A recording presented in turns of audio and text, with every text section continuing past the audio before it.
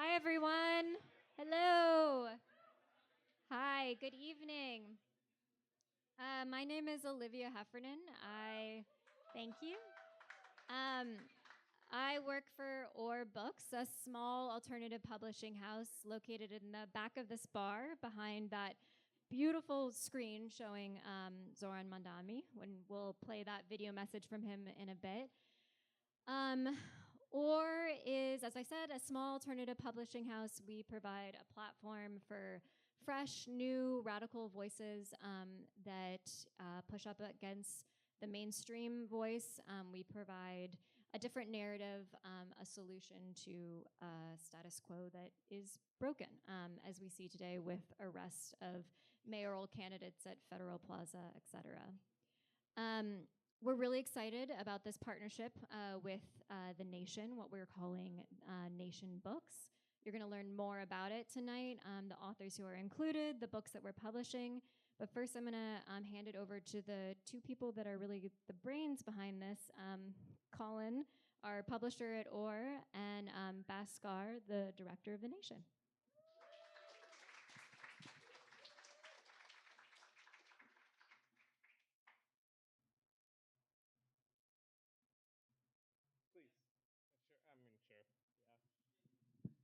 We didn't do much prep before this. Go ahead, Colin. Well, hi everyone. Can you hear me all right? Yeah. So my name is Colin Robinson, publisher at All Books. This is a very weird moment, a very frightening moment, really, and a horribly unpredictable moment. So I just first of all want to put a shout out to the New York Times, because at a period where nothing is certain, they were able to confirm yesterday that their hopeless centrist liberalism remains a guiding light in terms of who they are supporting for the future mayor of New York. It seems only a couple of weeks ago that David Brooks was calling for a national uprising, but things have changed in the Old Grey Lady in the intervening period, obviously. But there was one magazine or one publication in New York which came out loud and clear for Zoran Mamdani, and that was The Nation. And it was great to see that endorsement. And it's really great for us to be in this publishing partnership with the magazine. It's a fantastic roster of authors. They have a big audience. And I think drawing on their writers and using the reach that they have amongst the progressive left in the United States is going to be very good for All Books. So I'm very appreciative that Bhaskar's participating in this project. And I remember when we started All Books back in 2009, pretty much the first book that we published was a book with the Nation magazine, and it was a book that was called Going Rouge, and it was a book about Sarah Palin, whose book was coming out at the same time. Her book was called Going Rogue. The two books were obviously quite different. The subtitle on her book was An American Life, and the subtitle on the book that we did with The Nation, with Betsy Reed, who was the managing editor of The Nation at the time, and Richard Kim. They edited the book that we did. Our book was called Going Rouge, An American Nightmare. And the books looked quite similar, but I don't think any of the public mixed up the two books, but it was certainly the case that the media mixed up the two books. And what really kicked things off, I think, was a Fox News item on Sarah Palin's book, where obviously the talking head was supporting her book and was saying nice things about it, but every time the camera cut to a picture of the book, it wasn't her book in the Fox studio, it was our book. So it was either sabotage or extraordinary idiocy in Murdoch's operation. And that book went on to become a bestseller. went on to the New York Times bestseller list, actually. So that was great. So I'm looking forward to being able to repeat that experience. And I mean, there's certainly a lot of targets that we can aim at now, a rich array. And I think Victor Nowaski has famously once said that what was bad for the country was good for the nation. And if that's the case, then the nation has an extraordinarily bright future ahead of it. And if we can be in participation with them through that, then that's just going to be great. So, thanks. Our circulation is only up 16% this year, so things haven't gotten that bad yet. But the nation in 3 weeks turns 160 years old. So obviously, as an institution, I think it's the most vital publication of the progressive movement in the United States. And what I most admire about the nation is its willingness to take risks and bring on new authors, new voices. When I first wrote for the nation, it was maybe 14, 15 years ago, and I was just finishing up college. I was still in college at the time. And I reached out to Katrina, who I was in touch with because I had previously sent her unsolicited criticisms of various pieces that I read in the nation. And my reward for sending her a blind pitch after unsolicited criticisms was that she worked with me on the multiple drafts of the article, passed me on to other editors who worked with me as well. And she put me on the cover of The Nation. And for that, I'm still shocked. I mean, I still am trying to get out of, a Leninist political upbringing. I'm like, this doesn't make sense, You go to meetings of The Nation, and our endorsement meeting, about 50% of the talking comes from our interns and maybe 5% from Katrina. And I think there's something impressive and dynamic about that. And I think that's the reason why The Nation went ahead and endorsed Zoran Mandani very early on. I think we were the first major publication to endorse him. And that's something that I think The Nation has in common with Or Books, which is obviously new but incredibly dynamic. And I think a lot of that comes from, of course, the whole staff at Or, but especially from Colin. Colin's someone I've known also for around 15 years. And he's always tried to give me lots of publishing advice, but I've always just wanted to talk to him about British Trotskyism in the 1970s, of which he has many stories as well. You should talk to him about that, too. But hopefully this continues on for a while, maybe not 160 years, but I would say 100 books in 20 years sounds like a good, reasonable, not too Scanavite, target for us. So I think we'll have on now Katrina and Ross. Are you going to introduce the book, or will Katrina do that? Great. We'll do that. Okay.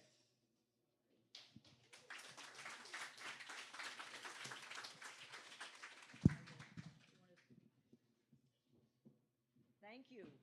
Welcome. Thank you, Bhaskar. Thank you, Colin. Not much more needs to be said. Glad to be in this hall of iniquity and solidarity and sanity. It's been a rough time. As Colin said, it's scary out there.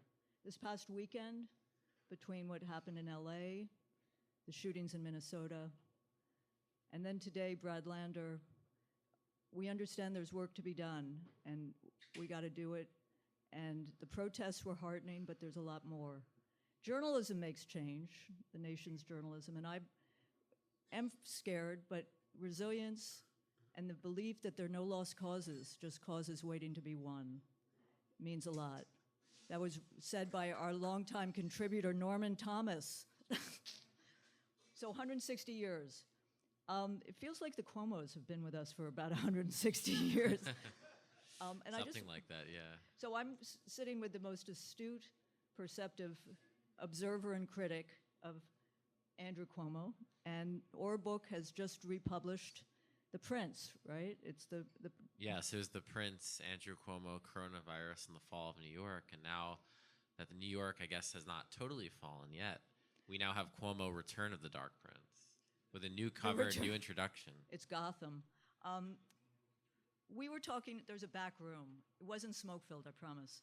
But we were discussing this great event. And Ross, you were talking to a colleague, a journalist, a pollster, about how this may be the most ideologically and generationally polarized mayoral race since there were lots of things on offer. My colleague, John Nichols, did alert me to 1969 as perhaps one of the wildest. And that was when John Lindsay, Procaccino, John Markey. Yes, yes. And Lindsay did take a dive, I think, off the pier into the Hudson River, which Zoran hasn't done yet, though I was corrected by Colin, who said he did go into the ocean. Yes, on New Year's. Yeah, he did the polar bear plunge. For the rent freeze. Yes. He came out shivering. I'm for a rent freeze.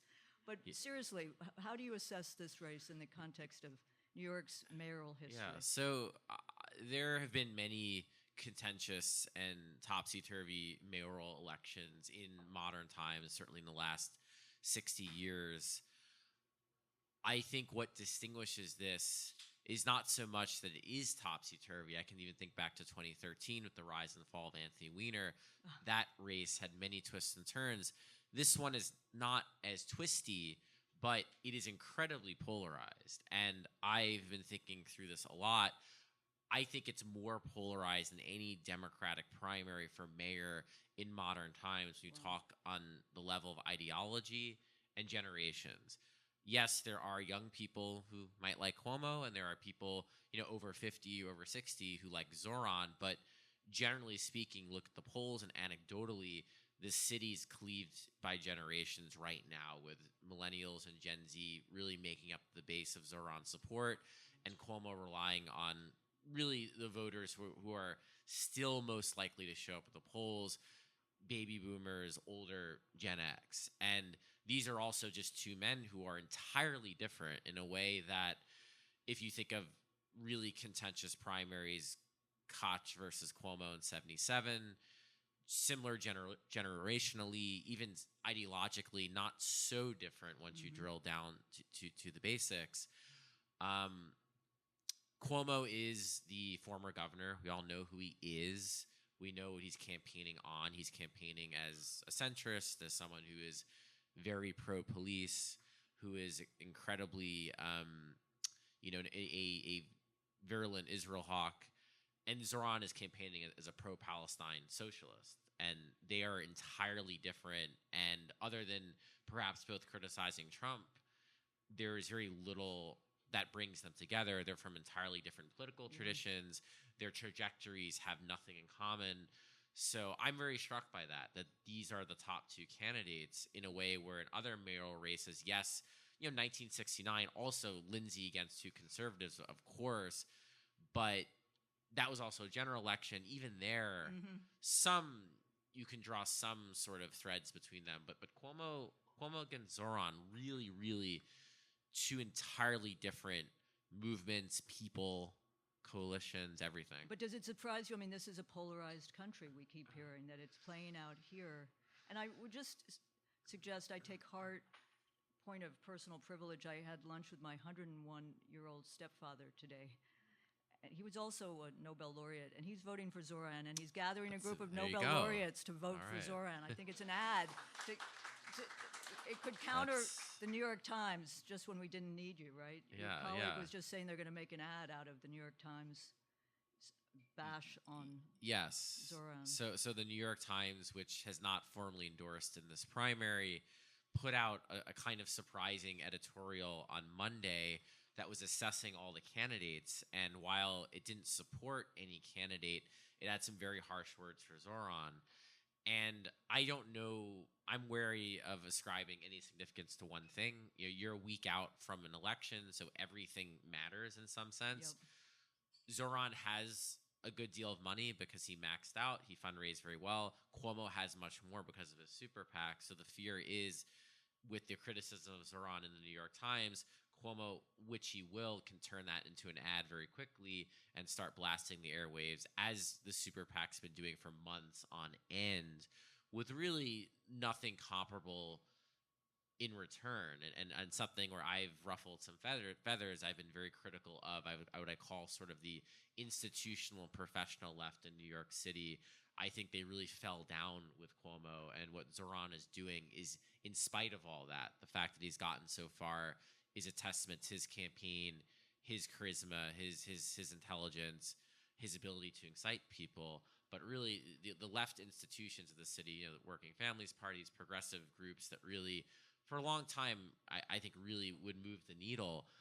Cuomo is coming from a mile away, and they've been, in my view, limp. And Cuomo should not be this strong, and no money of significance has been spent against him the way he's been spending against Zoran exclusively now. I'm going to turn it over. I want to get questions from all of you, but I was going to say the parade this past weekend seemed to me very limp. I didn't think of Cuomo or other factors, but tell me, your column you referenced just now on the professional, was it the professional left about the Yes. ABCs, professional groups, was very, very tough on the Working Families Party. Yes. And the Nation helped in many ways, founded in 1998, and it's taken steps and zigs and zags, and particularly around Cuomo, who's tried to crush it. What do you anticipate if faced with a Cuomo?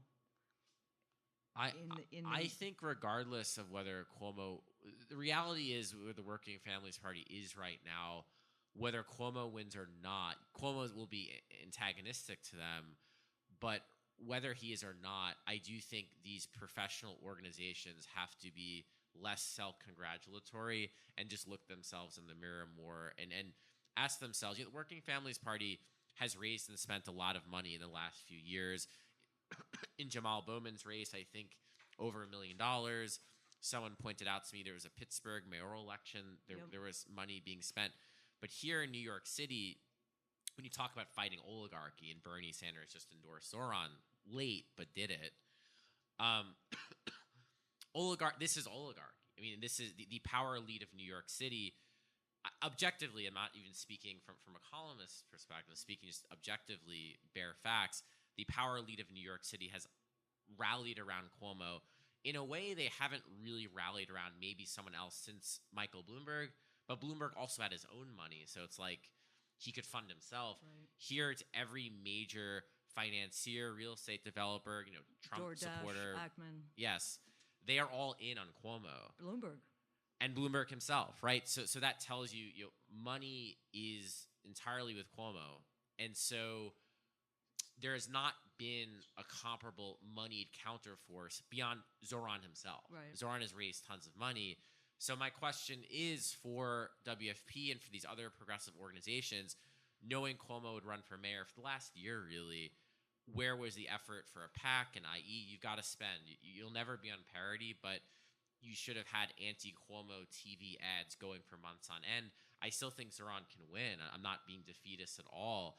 I'm pointing out how remarkable it is he's gotten this far, given there is will be a $20 million PAC bludgeoning the airwaves, or maybe more. I'm guessing 20, but who knows what last-minute checks can come in. Last question. He was your campaign manager. Yes. Did he learn his great media skills and communication skills? No, I can't take credit. No, he was fully formed. I mean, when I met him, he was 26 and criminally young.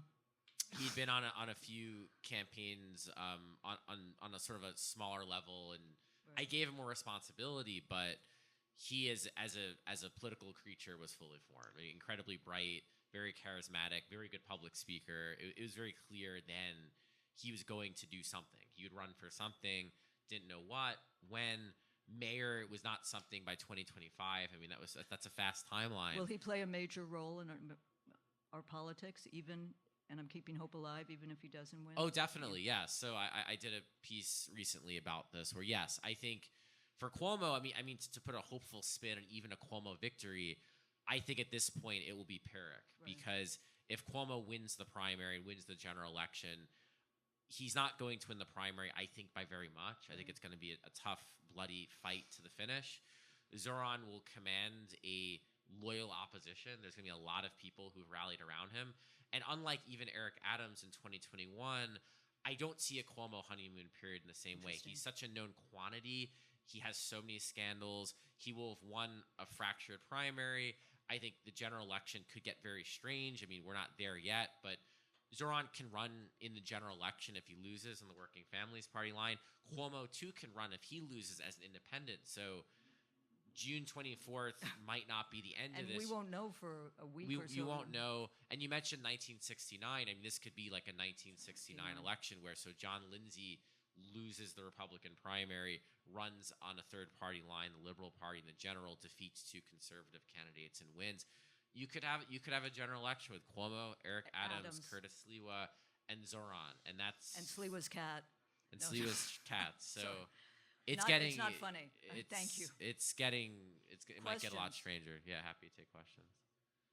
So during the 2024 presidential election, Bronx, Queens, parts of Brooklyn went way toward Trump, Mm-hmm. much more than almost anywhere else in the country. So how is Mamdani going to, is he able to connect with Yeah. these communities and have moved so far? I mean, we're gonna find out. I mean, I think anecdotally, some of them, it seems like he's making inroads. He has spent, he's South Asian, so the South Asian community is very interesting in New York, kind of an untapped, untapped block, I would say.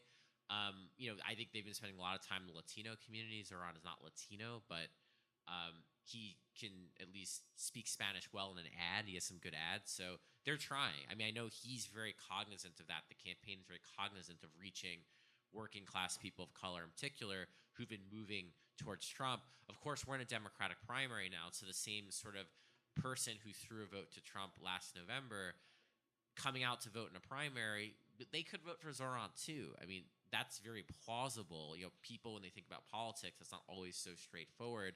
I think with Trump too, there's a lot of buyer's remorse. So I can see Zoran making inroads. How far he goes, I mean, that's we're gonna find out. I don't know yet, but they're trying. I can say that.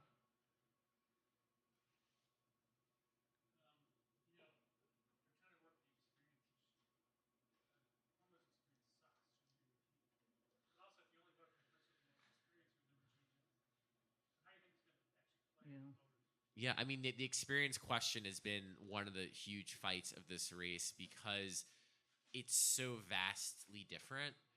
A 33-year-old state assemblyman against a guy who was governor for almost 11 years, AG, HUD secretary.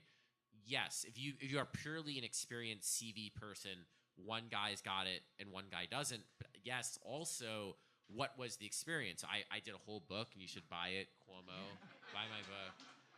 If you know someone in your life who's Cuomo curious, they can read what I actually think is a fairly bloodless book. All things considered, I really focused on the facts. It was a very messy tenure as governor.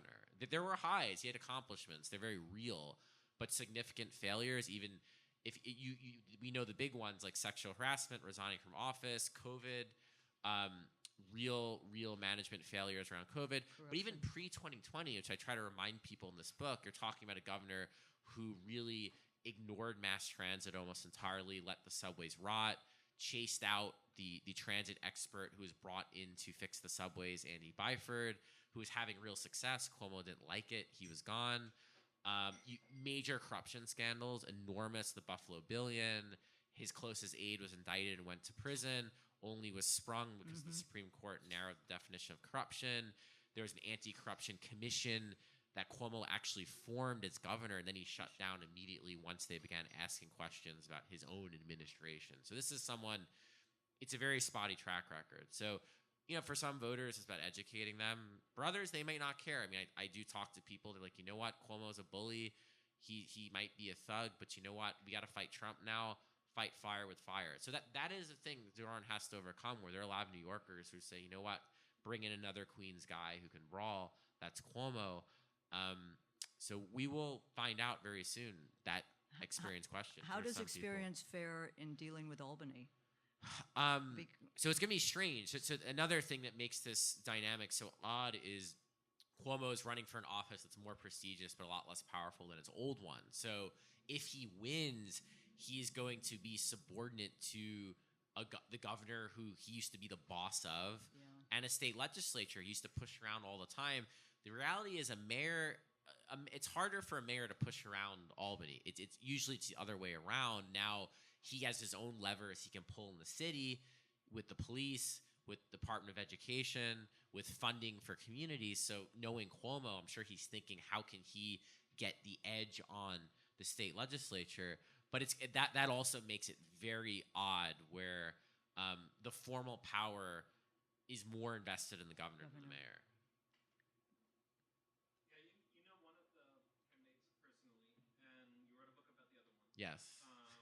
So to follow up on what you just said, predict what you think the response will be if Cuomo wins or if Zoran wins. Yes. And Trump is focusing on New York City as a sanctuary city, is sending ICE in, is Yes. trying to somebody needs to stand up to Trump. What do you think their styles will be? How do you think?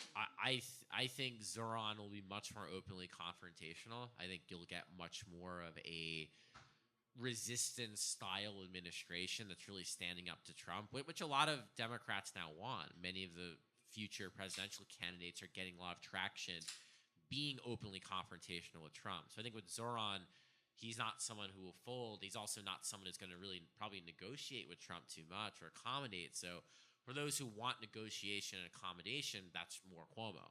Cuomo's style is he might fight Trump, but Cuomo might be the type to let ICE roam around New York. I don't know. I mean, he's gonna think about the politics of that. He's a political creature.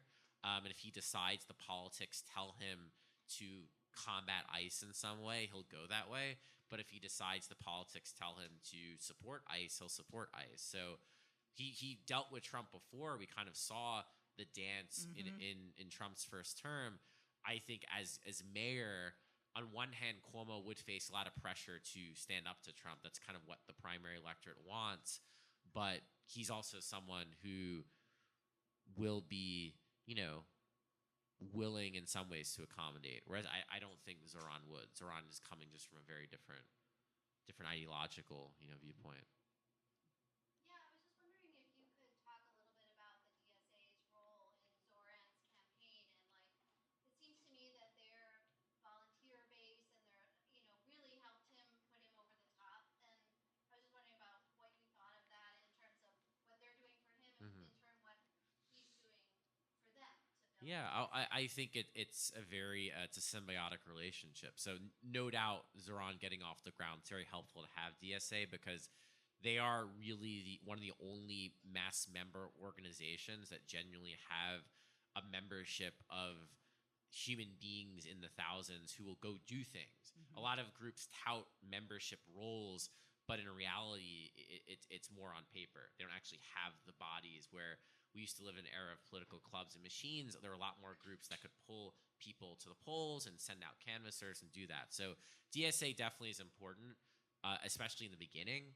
Now Zoran rose too on his own strength and his own sort of natural talent, I think in a way like an Obama rose as well, where DSA could not just do this again with a different DSA politician.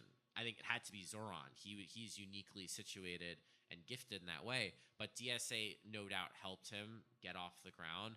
And I think he's very important for DSA. I know there's a lot of internal debates over backing a mayoral run, over being involved with Zoran. I know not every DSA member was on board at the start, but the reality is DSA needed this. This is a shot in the arm. Membership had sort of plateaued.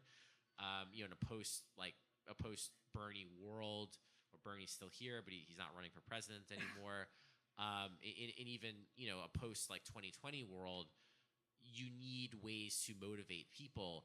Having a campaign like this is incredibly motivating. There's a lot of young supporters who this is their first experience in politics. They're going to be moved by Zoran. They're going to want to stay in DSA, help other candidates. And Zoran is in for the long haul.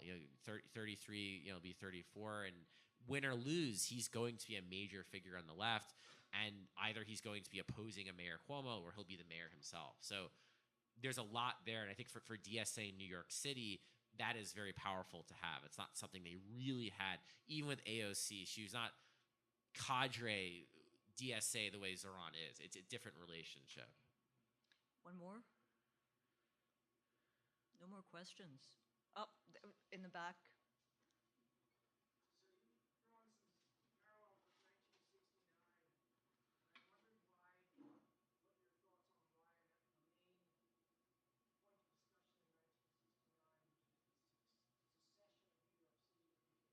Yes. That's a good question. I think because the logistics of it are pretty tough. You start there. New York, Albany relies on New York City, but certainly, you'd be foregoing state funding for various initiatives, and New York would be going it alone in a very distinct way. So I just think it's, I'd say on the progressive side, the hope is to change Albany. It's not so much to flee Albany. So, it's one of those things. It's a nice idea. I think the reality is, logistically, it's just very challenging. So I think we have a video. Are we going to show the video now? All right. And thank you for everyone for the good questions. Keep reading. I'm a little nervous this video. Ideas instigate action. Hello, everyone. I just wanted to congratulate the Nation and OR Books for this new partnership. Independent media is more important than ever. I wish I could be there to celebrate with you, but we are 7 days until the election. I'm crisscrossing across the 5 boroughs and trying to tell every single New Yorker that I'm proud to be ranked #1 by the Nation. Have a lovely night. Independent media. All right. I think we're going to hear from authors going to Yes. pitch their books. All right. All right. Thank you, Ross.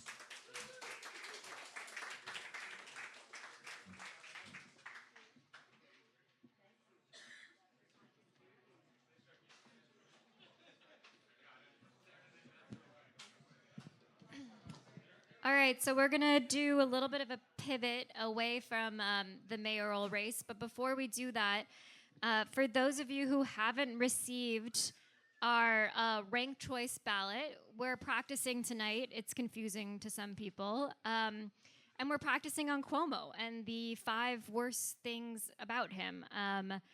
Maybe not quite as factual as you'll find in Ross's book, which you should pick up. It's for sale in the front, and maybe he'll sign it for you if you're lucky. But this is satirical. It's a joke. If you haven't got one, there's some up in the front with my coworker Zara. Put in your choices, and at the end, we're going to tabulate them and let you know what the results are, just for fun. So now switching a little bit more towards this OR Books Nation imprint that we're celebrating tonight and launching tonight. The first book of the 3 that we've are announcing, you all are the first to really know unless you read the press release about a week ago. The first one is titled The 9 Have Spoken, and the author or editor, Richard Kreitner, is actually here, so you can ask him questions about it yourself. But this is a compilation of Nation contributors, all people who are experts on the Supreme Court, anyone from Elie Mystal to Jamie Raskin to Katha Pollitt, and the purpose of this book is to demonstrate that the right-wing Supreme Court that we have today is no aberration, but actually part of a long history. So that is going to be the first book that comes out of our series, and it's actually available on the OR Books website to pre-order today. The next 2 books we're actually going to hear from the authors themselves. The first author I'm going to invite up is the author of Obsolete, and that's Garrison Lovely, who's a freelance journalist. I'll actually let Garrison tell you about the book themselves. I won't read the description. And then after Garrison, you're going to hear from David Griscom, who is writing the book, The Myth of Red Texas. All right, thank you.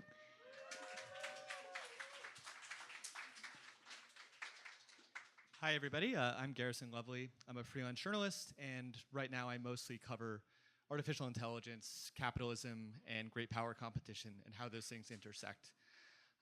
So right now, we're in a situation where unelected techno-capitalists, backed by multi-trillion-dollar corporations, are racing as fast as they can to build artificial intelligence that can improve itself. The ultimate goal of this is to build superintelligence, which could outclass individual people and all of humanity combined. Now, it's not clear when or if this will ever happen, but a growing number of experts think that it's possible, and many of them think it's possible very soon as the end of this decade. And this could kill everybody is the thing that they also believe. The people building this technology, many of them really, really actually think that superintelligence could kill every person. And so do many of these experts who are not building it anymore because they're worried about that.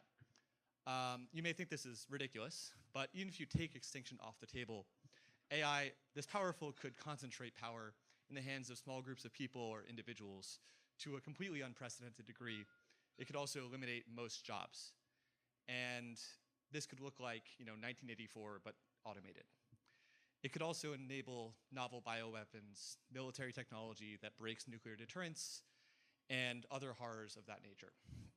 And the reason people are doing this is largely because of the infernal logic of competition. The idea that if I don't build it, somebody else will, some other company, maybe China, and they'll do it less responsibly. So I have to do it. And this is just like kind of hard to get out of by itself. And these people also want you to think that this technology is inevitable. There's no way to control it. There's no way to govern it, and it just cannot be stopped. But that's not true. That's just what they want you to think. And so the book lays out this whole issue and makes the argument that society broadly, and the left in particular, should take the prospect of advanced AI more seriously. And right now, I think that the left is really ceding a seat at the table in these conversations. And there are ways to govern this technology democratically. There are ways to mitigate the risks, to distribute the benefits, but it will not happen on its own. It's up to all of us. Thank you.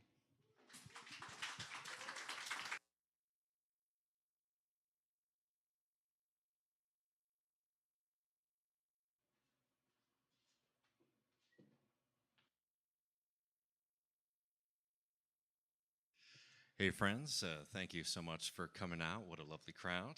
My name is David Griscom, and my book that is coming out, hopefully soon, is called The Myth of Red Texas.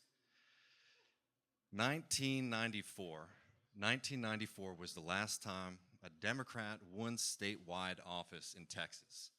And in the past 30 years, we have seen an onslaught from the far right in my home state of Texas. This last legislative session added to the already draconian abortion ban horrendous attacks on our education system in Texas, a book banning program that is so broad that it will ban books like the Texas classic Lonesome Dove. Is that it though? Is Texas just a conservative place? Do us leftists and liberals just need to hightail out of there and move to greener pastures elsewhere? No. This book is an attempt to try to reintroduce us as Texans, us as a country, to the radical tradition that existed in Texas. People might not know this, but Texas actually was the home of one of the largest socialist parties in the United States of America. In fact, the Socialist Party overtook the Republican Party as the second major party in the state of Texas. The newspaper of the Texas Socialist Party was called The Rebel, and its tagline was as follows: "The great appear great to us only because we are on our knees. Let us arise." The socialists were not the first radicals in Texas. Before them were the populists, who in 1896, in fact, won and defeated the Democrats for control of the state. But the Democratic Party of Texas rigged the election, stuffing ballot boxes, threatened people at the voting places, and stole that election. These people took on the questions that we're facing today. How do we reinvigorate a movement in a moment where people feel powerless? How do we speak the common language of everyday people? Do we participate in major party politics, run in the Democratic Party, influence them, or operate as third parties or independent movements? When we talk about Texas values, oftentimes people mean cowboy values. And when I think of cowboys, I think of the cowboy strike of 1883, where a bunch of cowboys got together and led one of the first successful strikes in the state of Texas against entrenched capital that was closing up the open range. I think of the fence cutters who cut barbed wire all across the state in defense of public lands and the belief that the land belongs to everyone. Now, I'll leave y'all with this, an image of a different South, a different potential. In 1912, on Juneteenth, in fact, a Yankee traveler found a very peculiar gathering deep in the piney woods of Louisiana and Texas. 2,000 people, breaking the laws and customs of the region, white and black, joined together over a huge barbecue feast, brisket, pork ribs, cornbread, and beans. They stood together and they talked and celebrated emancipation and connected that struggle for freedom to their fight against the timber barons in the 1910s. Texas was radical before, and I believe we can make it radical again. I think it's time again for us to arise.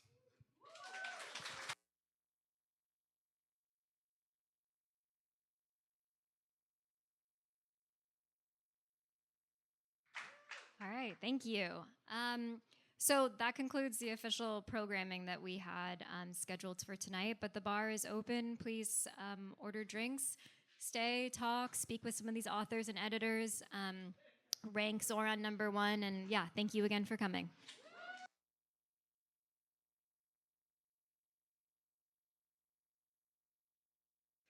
Sorry, one more announcement. If you did take this seriously, as you should have, feel free to put your ballot up on the front of the stage and we'll tabulate them and announce them in about 10 minutes. So yeah, just drop them off on the stage.